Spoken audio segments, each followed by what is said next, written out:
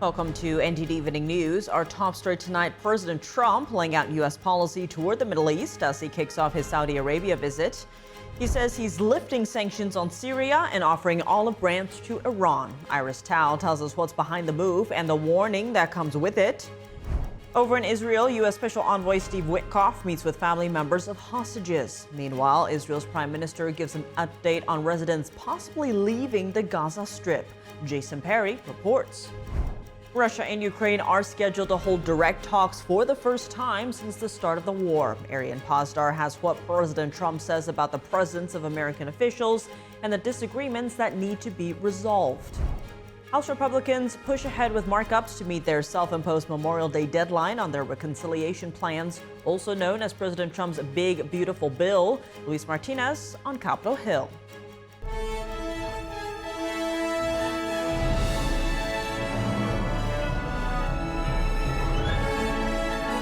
This is NTD Evening News, live from our global headquarters in New York City. Here's Tiffany Meyer. Good evening, and thank you for joining us tonight. President Trump announcing new investments into the U.S. by Saudi Arabia, and a possible normalization with Israel may be on the horizon for the Gulf country. NTD's Washington correspondent Jack Bradley has the details.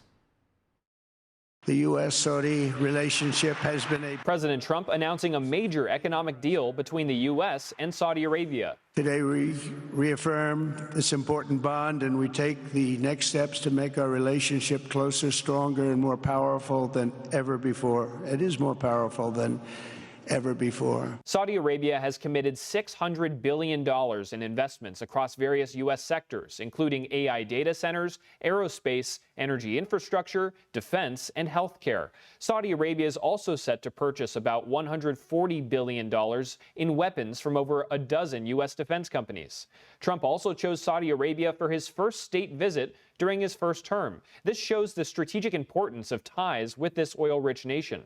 Trump also mentioned the potential for Saudi Arabia to join the Abraham Accords, thus recognizing and working with Israel. The Abraham Accords were created during Trump's first term and saw Bahrain, Morocco, and the UAE all recognize Israel, opening up travel, investment, and diplomacy between Israel and these countries. He also expressed optimism for Saudi Arabia to do the same. It's been an amazing thing, the Abraham Accords, and it's my fervent hope, wish, and even my dream that Saudi Arabia, a place I have such respect for, especially over the last fairly short period of time, what you've been able to do, but will soon be joining the Abraham Accords. I think it'll be a tremendous tribute to your country, and it will be something that's really going to be very important for the future of the Middle East. But there's some barriers to this. Saudi Arabia has maintained that recognition of Israel is tied to the establishment of a Palestinian state and an end to the war in Gaza. Trump called out for the future well-being of the citizens in Gaza who have been trapped in the middle of the Israel-Hamas war. People of Gaza deserve a much better future,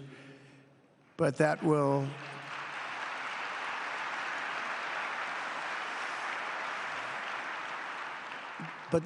or can not occur as long as their leaders choose to kidnap, torture, and target innocent men, women, and children for political ends. The way those people are treated in Gaza, there's not a place in the world where people are treated so badly. It's horrible. Next, Trump set to meet leaders in Qatar and then the UAE. He's made it clear going into this that his travels are about making deals. Reporting by Jack Bradley, NTD News. In the Middle East, President Trump announces plans to lift sanctions on Syria and offers Iran both an olive branch and a warning. He signals a broader shift in U.S. foreign policy, saying there are no permanent enemies. NTD's White House correspondent Iris Tao reports. I don't like permanent enemies. In kicking off the first major foreign trip of his second term, President Trump offers a sweeping vision of U.S. policy toward the Middle East. He says it's now lifting all U.S. sanctions against Syria following the fall of the previous Assad regime. That to give the new administration there a chance. I will be ordering the cessation of sanctions against Syria in order to give them a chance at greatness. The sanctions were brutal and crippling and served as an important really an important function, nevertheless, at the time. But now it's their time to shine. It's their time to shine. We're taking them all off. And the sanctions date to the long, brutal reign of Syrian President Bashar al-Assad, who was ousted last December. Syria's new leaders have renounced a past affiliation with al-Qaeda and have been urging the West to drop its sanctions. The White House says Trump will also say hello to the new Syrian president on Wednesday in Saudi. so I say good luck, Syria. Show us something very special. On Iran, President Trump again urges Tehran to make a deal with the U.S. to limit its nuclear program, and this time with an olive branch. In the case of Iran, I have never believed in having permanent enemies. And a stern warning. They cannot have a nuclear weapon. This is an offer that will not last forever. The time is right now for them to choose. The U.S. Treasury Department on Tuesday just issued a new round of sanctions on Chinese entities buying Iranian crude oil. The oil revenues, the U.S. says, helped fund Iran's weapons programs and other terrorist groups. Meanwhile, Trump also lays out his broader vision for the Middle East, urging leaders to put aside your differences and focus on the interests that unite you.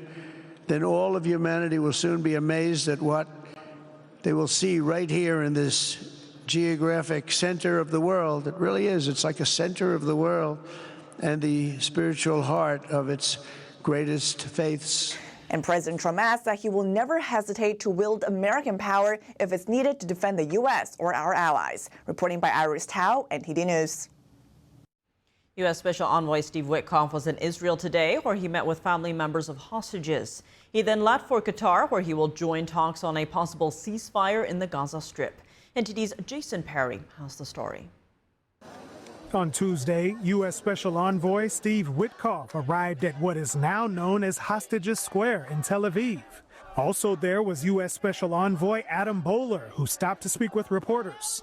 Someone asked him if there was a chance for a deal to release the 58 remaining hostages and end the war. I think there's a better chance now than before. I think Hamas knows that they could pull a deal any day that they want. And while speaking with families of hostages, Witkoff said President Trump is not going to tolerate anything less than everybody coming home. You saw it happen with the Houthis.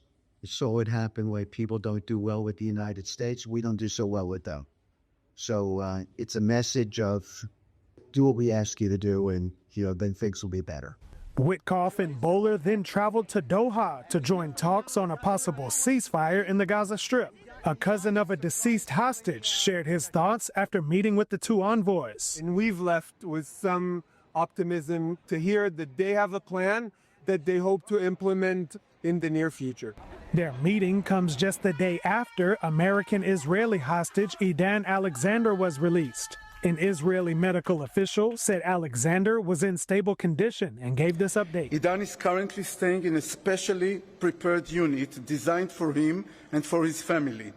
This facility provides an optimal environment for the required medical evaluations and any necessary treatment or intervention, while also offering a home-like atmosphere that supports his adjustment to his new reality. And the day before, Israeli Prime Minister Benjamin Netanyahu met with injured soldiers, some of whom voiced support for continued military operations in the Gaza Strip. Netanyahu said this about the possibility of Palestinians leaving the Gaza Strip. We have put together an administration that will allow the Palestinians in Gaza to leave. But the problem with us is one thing. We need receptive countries. That's what we're working on right now. Israeli forces also report launching a precision strike on terrorists operating inside Nasser Hospital in the Gaza Strip, saying the compound was used by terrorists to plan and execute attacks against Israeli civilians and troops. Jayson, NTD News. Russia and Ukraine are scheduled to hold direct talks for the first time since the start of the war. President Trump now says Secretary of State Marco Rubio will join the negotiations, but it's not yet clear who will represent Kyiv and Moscow. NTD's international correspondent Arian Pazdar has the latest on the peace efforts. Talks are being held in Turkey later this week, probably on Thursday, and they could produce some pretty good results. Our people are going to be going there. Marco's going to be going there. President Trump on Tuesday announcing that Secretary of State Marco Rubio will join peace talks in Turkey on Thursday. Russia and Ukraine agreed to hold direct talks for the first time since the start of the conflict over 3 years ago. But Ukrainian President Volodymyr Zelensky says he will only join the talks if Russian President Vladimir Putin will be there too. If Putin will not come, or if ceasefire will not be supported by Russians, by Putin, exactly by him. So it's been only one thing, that Russia is not ready for any kind of negotiation. Also on Tuesday, a Kremlin spokesman was asked if Russia already announced who will attend the meeting. No, as soon as the president sees fit, we will announce it. Last week, Western allies, including the US, have called for an unconditional 30-day ceasefire starting Monday. Ukraine agreed, but Russia never committed to the truce, which creates another obstacle. Ukraine says a ceasefire must be in place in order to hold peace talks. President Trump first proposed a truce last week, saying the ceasefire must ultimately build toward a peace agreement. It can all be done very quickly. He also said that if the ceasefire is not respected, the US and its partners will impose further sanctions. European allies on Tuesday also warned of sanctions. Putin responded shortly after. We won't be intimidated by these new possible sanctions. Fear is not an option. Whoever starts to panic will immediately lose everything. Putin went on to claim that sanctions would hurt Western allies more than Russia. Ariane Pastar, NTD News. The House of Representatives kicked off the markups of the tax and Medicaid portions of the budget reconciliation bill that would help push forward President Trump's legislative agenda. Our Washington correspondent Luis Eduardo Martinez has more on this story. One big, beautiful bill is the key to making America great again. While Democrats were defending IRS audits on the middle class and tax carve-outs for the wealthy, Republicans on this committee got on the road to hear from real Americans about how the 2017 tax cuts benefited them. The House's Ways and Means Committee, Energy and Commerce Committee, and Agriculture Committee marked up their respective portions of the reconciliation bill this Tuesday.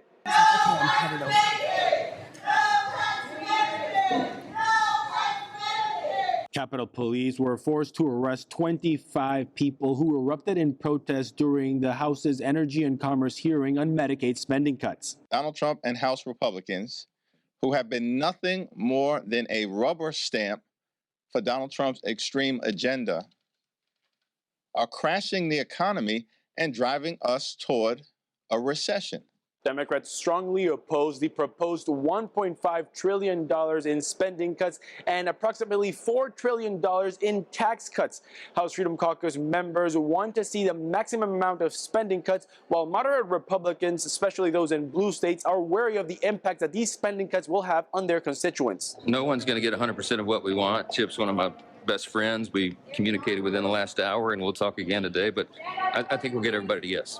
Democrats raised alarms this Tuesday over the $300 billion in proposed spending cuts to the Supplemental Nutrition Assistance Program. Republicans argue that the spending cuts will only target payment errors and federal administrative costs. We're going to fight like hell to protect Medicaid. We're going to protect health care for over 13 million people who are about to lose health care because of these Republicans' greed, who are looking to give tax cuts in the billions to billionaires. And Congressman, what do you have to say to Republicans saying that they're only targeting waste, fraud, and abuse? It's if they're not, they're taking away health care for 13 million people.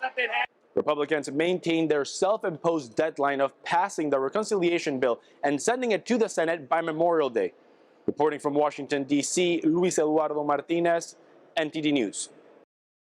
Interim U.S. Attorney Ed Martin today announcing the arrests of nearly 200 illegal immigrants in D.C. The operation is part of President Trump's executive order aimed at improving public safety in the nation's capital. Meanwhile, the Trump administration is seeking to proceed with its deportation efforts amid legal pushback. NTD's Sam Wong has more. First, I wish to highlight our recent success in fighting illegal immigration. Interim U.S. Attorney Ed Martin on Tuesday announcing results of an illegal immigration crackdown in the nation's capital. In a recent joint operation, federal and local authorities have arrested nearly 200 illegal immigrants in the city. That includes 2 alleged fentanyl dealers. Martin says they were previously released by the courts and later found in possession of illegal weapons. These 2 fentanyl dealers who were found in possession of these illegal machine guns, they were not detained by our courts. We're operating in a system where the Public Defender Service and others think that it's okay to not only argue vociferously for a lack of detention, but to successfully get that detention from the courts. It's a problem that has to be addressed. Martin said D.C.'s so-called sanctuary city provisions are crippling law enforcement efforts to get crime off the streets, adding that the role of the justice system had deteriorated. When the district's leadership exploited home rule to make D.C. a sanctuary city, they acted as if D.C. was just another city, and it's not. When our justice system thinks that justice is a revolving door, when bad actors like the ones with guns and fentanyl get back on the streets, we have a growing problem. Meanwhile, in the latest escalation to the Supreme Court, the Justice Department is seeking permission to deport nearly 200 illegal immigrants detained in Texas. The Trump administration sought to remove the group under the Alien Enemies Act last month, but the order was put on hold by a federal judge.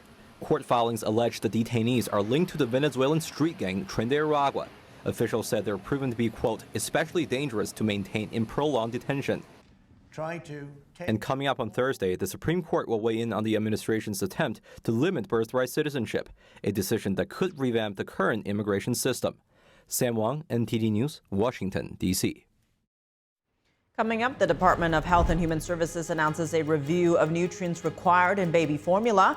They're also seeking public input based on the latest science. Jayson Blair has more on Operation Stork Speed. After more than 30 years behind bars for killing their parents, the Menendez brothers are back in court for resentencing. The judge is weighing new abuse claims and signs of rehabilitation. Christina Corona reports from outside the California courthouse after the break.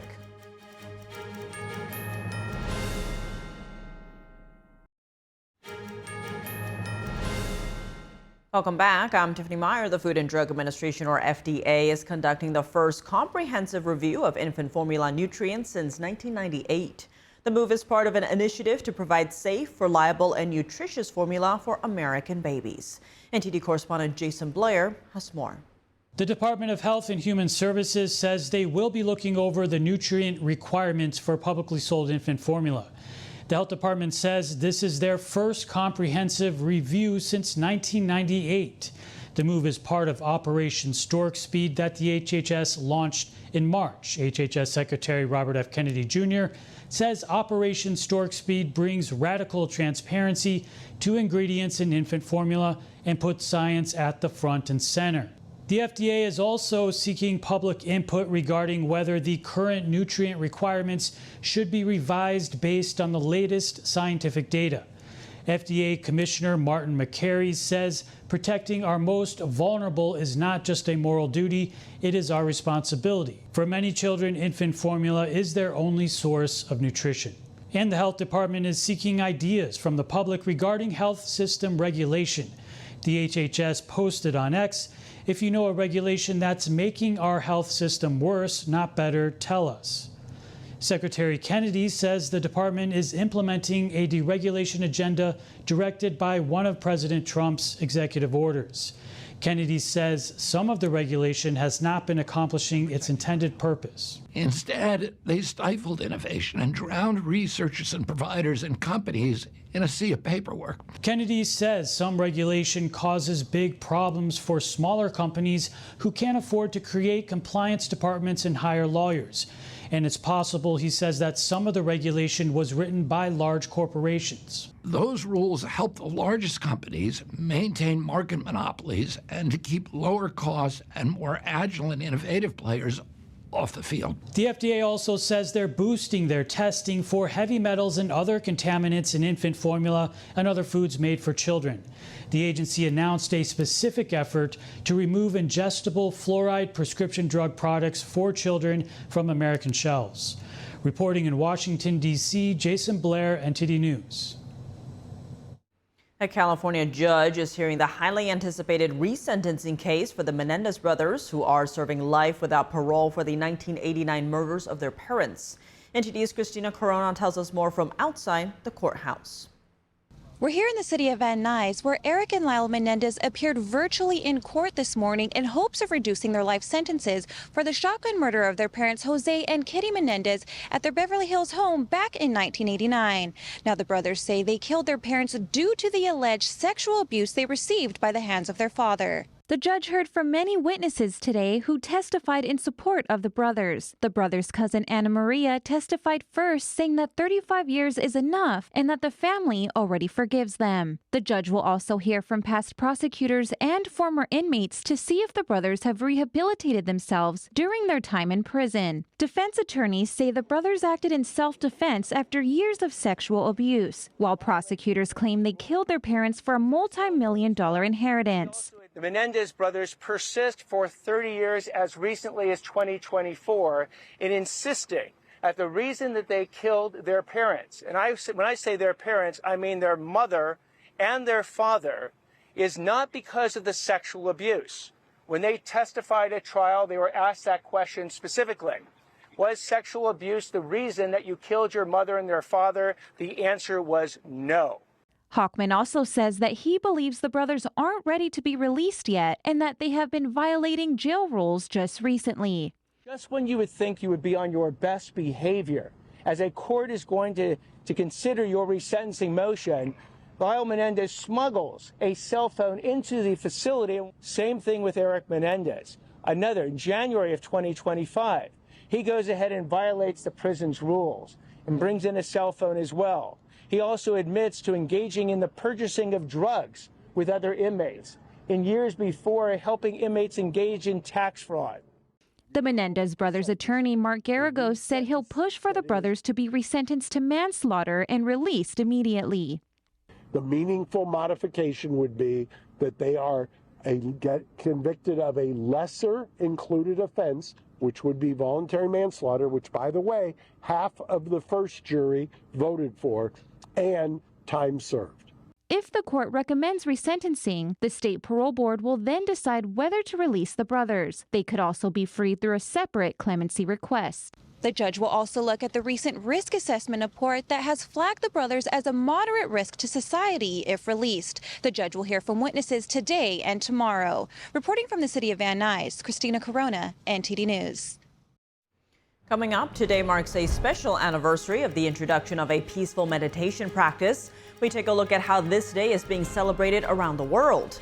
And the Texas legislature passes resolutions today recognizing the founding of the spiritual group Falun Dafa. Arlene Richards has more on that after the break.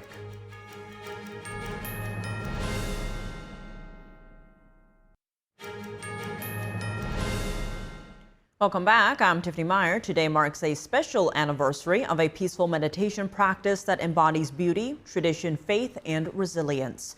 May 13th is World Falun Dafa Day.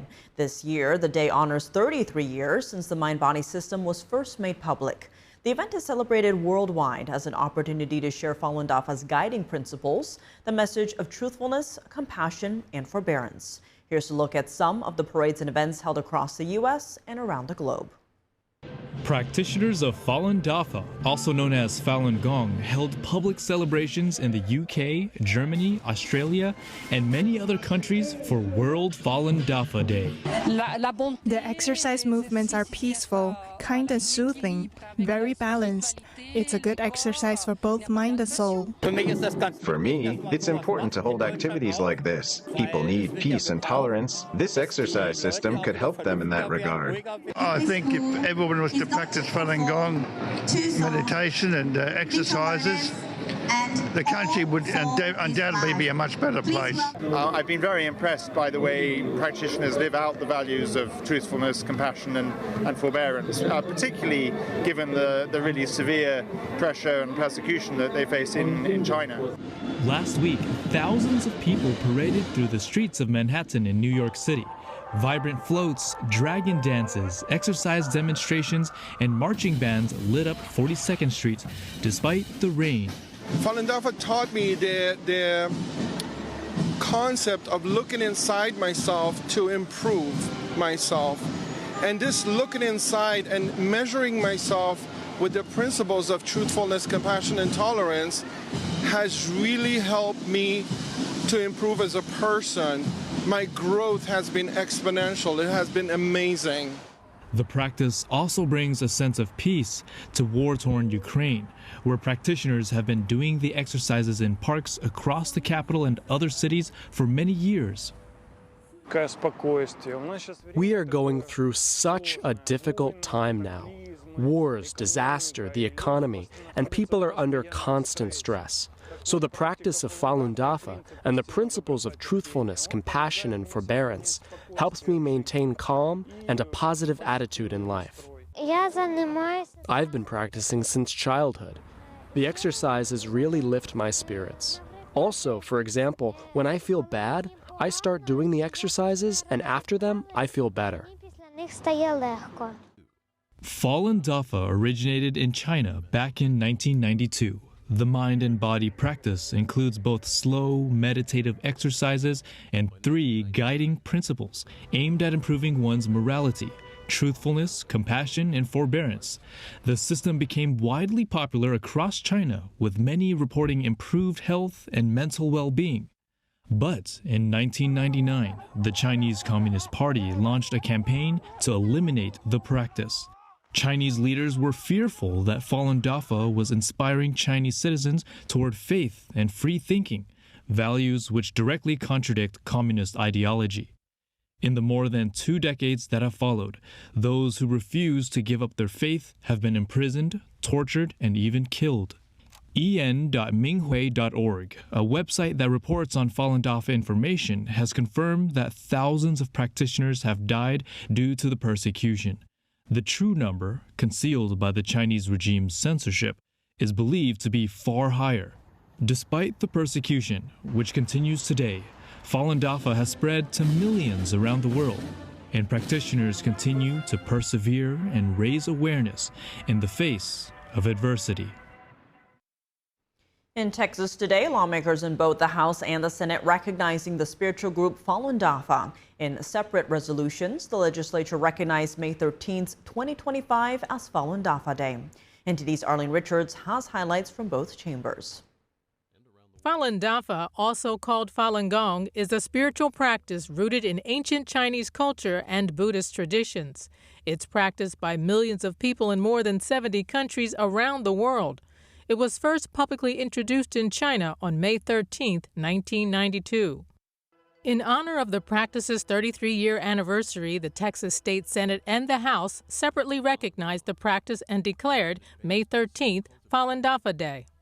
Practitioners of Falun Dafa strive to attune their lives to the universal qualities of truth, compassion, and forbearance. I met with members of the Falun Dafa community in my district office during my first session, as these individuals shared stories of their friends and their family members who had been imprisoned in China and tortured through the despicable practice of forced organ harvesting. The Chinese Communist Party in 1999 banned Falun Dafa after around 100 million Chinese people began to practice. State Senator Angela Paxton, sponsor of the Senate resolution, talked about past bills the Senate has signed on behalf of the practice. 2 sessions ago, this body passed SCR 3 decrying the practice of forced organ harvesting.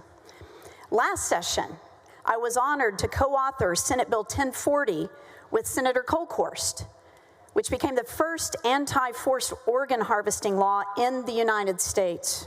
Paxton said the Senate and the House stand with Falun Dafa practitioners.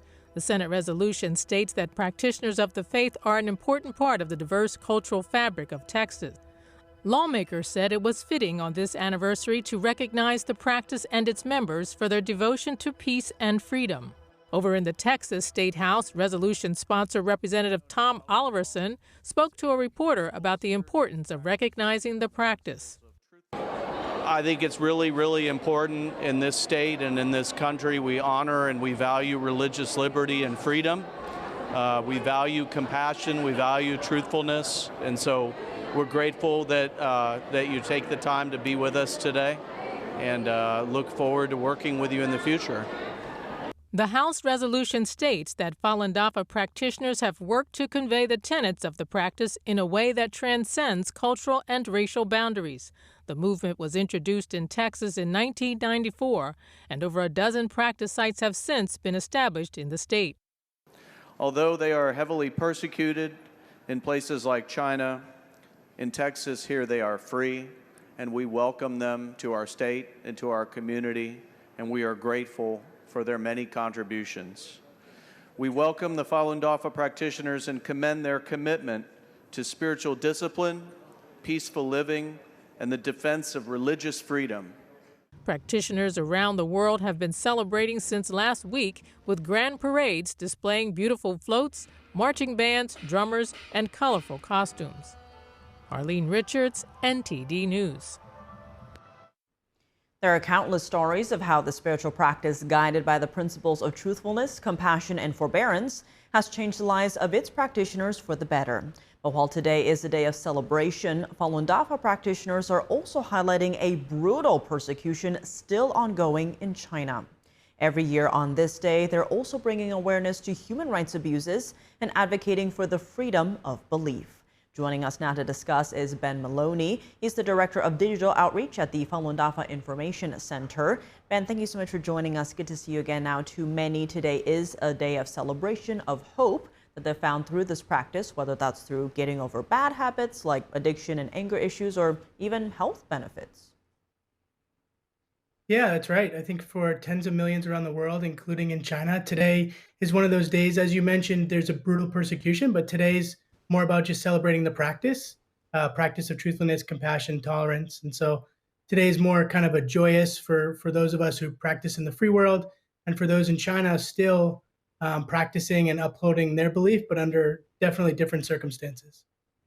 Now, at the heart of this practice, there's the tenets of truthfulness, compassion, and forbearance, and largely with universal acceptance, they're being displayed around the world on May 13th. Yeah, it's Falun Gong is practiced in over 110 countries around the world. So very universal, people from Togo, Africa to Paris and right here in New York. And so even though it has kind of its roots in the ancient Chinese beliefs, the tenets of truthfulness, compassion, and tolerance are obviously universal and been accepted universally all around the world. And so it's pretty beautiful to see that, to see some of the footage you showed of all the parades around the world, to see people across all backgrounds, cultures, socioeconomic, just come together for this simple practice that kind of improves their lives, and this freedom of belief and belief in something a bit bigger than ourselves, and just the want and desire to become better people through following the tenets of truthfulness, compassion, and tolerance. And Ben, as you mentioned, even in China, under the threat of persecution, Falun Dafa practitioners managed to celebrate this day far and wide thanks to websites like Minghui.org serving as a channel to share their stories and gratitude. I think what's beautiful there is, according to Freedom House, tens of millions of people practice in China today. We don't know the true number. In 1999, it was 100 million. So you're talking about an incredibly popular practice. And if you transported in time back to 1999 before the persecution, you would have seen thousands and thousands of people in almost every city around China meditating in parks in the morning. And I think that's kind of what they hold in their hearts, right? They hold this belief that can't be broken even under the threat of this brutal kind of communist regime and the persecution. And they hold those tenets of truthfulness, compassion, and tolerance in their hearts. And they look for that time and kind of yearn for that time again, like it was before the persecution in China. Now, outside China, more government officials from several countries, including lawmakers from both parties in the U.S., have expressed support for Falun Dafa Day. What else should people be aware of when it comes to the latest developments in government advocacy and what they mean for the Falun Dafa community? Yeah, there might be two aspects to that. I think the first you highlighted on this segment, which is people just celebrating the freedom of belief and celebrating World Falun Dafa Day in a bunch of the states and countries around the world.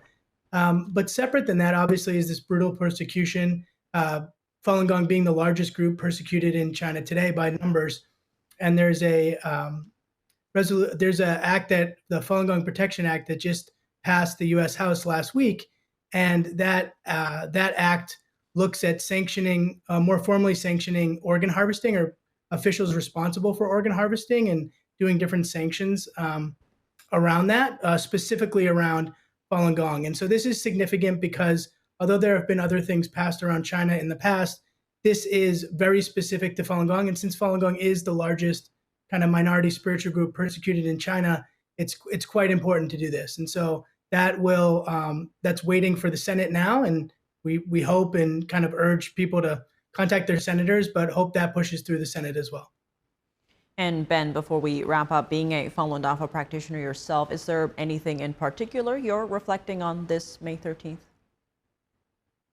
I think for myself, I think a lot about how lucky we are. And I know that there's a lot of uncertainty in the world and certainly many things to be worried about, both in our personal lives and globally. And there's always no lack of things to worry about. I think for me, I really just take today and just feel grateful that I can, freely meditate in my home or in a local park. And, I can have these tenets in my life. And I came into the practice. And for me personally, it's helped me as a dad, as a parent, as a friend and husband. And so I'm just really grateful that I have this freedom, that I live in this country. And I know there's a lot of uncertainty, but it gives me a lot of hope for the future. Ben Maloney, as always, thank you so much for joining us. Thank you. Researchers find that practitioners of Falun Dafa are spending a lot less on medical treatments. Tune into NTD's Capital Report at 7 p.m. Eastern Time to hear from Dr. Margaret Trey about her personal story and her research at the University of South Australia. Coming up in baseball, a landmark decision clears the way for Pete Rose to enter the Hall of Fame. Dave Martin joins us to explain when we come back.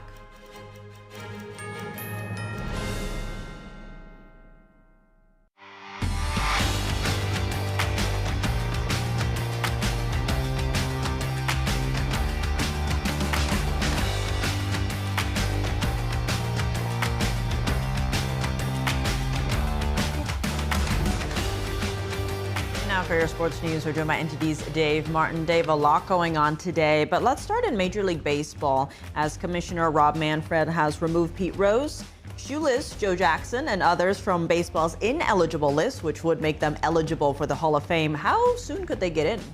Based on their current rules in baseball, I think the earliest looks like 2028.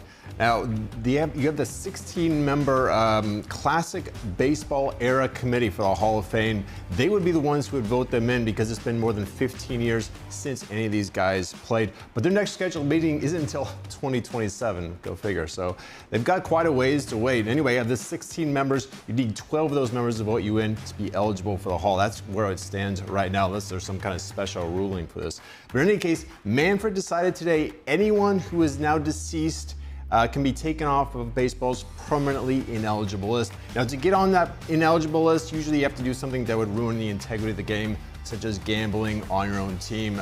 Rose was found guilty of that after a 1989 investigation. He's the all-time hits leader. Now, Shoeless Joe Jackson is one of 8 players from the 1919 Chicago White Sox that was kicked out of the game a year later after they found that they had gambled on the 1919 World Series, or took money from gamblers anyway, it was their ruling.